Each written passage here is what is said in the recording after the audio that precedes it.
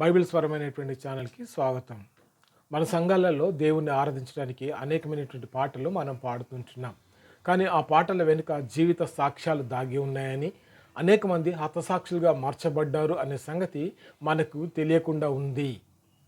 19వ శతాబ్దంలో భారతదేశంలో సువార్త బాప్టిస్ట్ ద్వారా విస్తరిస్తున్నటువంటి సమయంలో మేఘాలయ రాష్ట్రంలోని గారో అనేటువంటి తెగకు చెందిన ఆటవికుల మధ్య వారి సువార్త అందిస్తున్నటువంటి సమయంలో నాక్సింగ్ అతని యొక్క కుటుంబం యేసుక్రీస్తు ప్రభువాన్ని స్వంత రక్షకుడిగా అంగీకరించింది. అయితే అతడు క్రీస్తులో ఆనందిస్తున్నటువంటి సమయంలో ఆ గ్రామంలో ఉండే ప్రజలందరూ కూడా అతని మీద ఈర్ష్యపడి అతన్ని బజార్కి ఈడ్చుకొని వచ్చి యేసు ప్రభువాన్ని అంగీకరిస్తూ ఆయనను ఆరాధిస్తున్నటువంటి విధానంతో వారు విపరీతమైనటువంటి దేశాన్ని పెంచుకొని అతన్ని మరి బెదిరించి ఉంటున్నారు.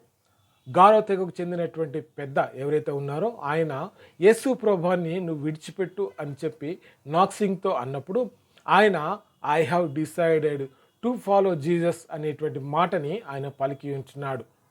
No turning back, no turning back అనే మాటని ఆయన మాటికి చెప్తున్నటువంటి సమయంలో అతని మీద విపరీతమైనటువంటి ద్వేషాన్ని పెంచుకున్నటువంటి గ్రామస్తులు అతని ఇద్దరు పిల్లల్ని మరి ఈడ్చుకొని వచ్చి బాణాలు గురిపెడుతూ ఎప్పటికైనా యేసు ప్రభువాన్ని విడిచిపెట్టు లేదా నీ పిల్లల్ని చంపేస్తాము అని చెప్పి బెదిరించారు.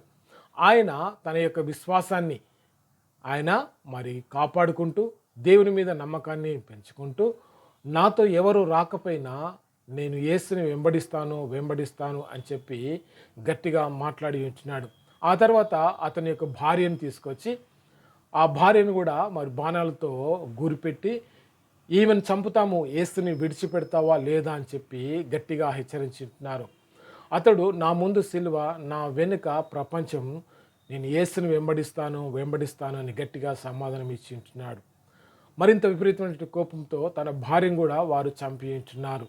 ఈ రీతిగా తన యొక్క పిల్లలు, తన యొక్క భార్య చనిపోయినప్పటికీ యేసు ప్రభు వారి పైన ఉన్నటువంటి విశ్వాసాన్ని వదిలిపెట్టినటువంటి నాక్సింగ్ని చూసిన ప్రజలు అతని కూడా మరి చంపి ఉంటున్నారు.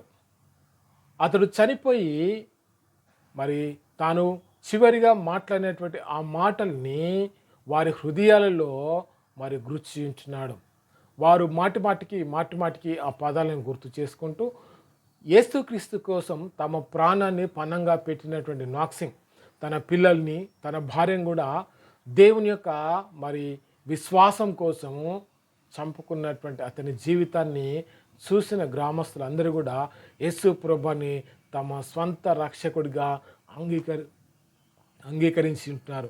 ఆ తర్వాత చాలా కాలానికి సాధు సుందర్ సింగ్ అనేటువంటి భక్తుడు తిరిగి అదే ప్రాంతానికి వెళ్ళడం, ఆ ప్రాంతంలో ఐ హ్యావ్ డిసైడెడ్ అనేటువంటి పాటని వారు మాటికి పలుకుతున్నటువంటి సందర్భంలో ఐ హ్యావ్ డిసైడెడ్ అనేటువంటి ఆ మాటలకి ఒక బాణీగా కట్టి ఆ బాణీకి అస్సాం అనేటువంటి పేరు పెట్టి ఉంటున్నాడు.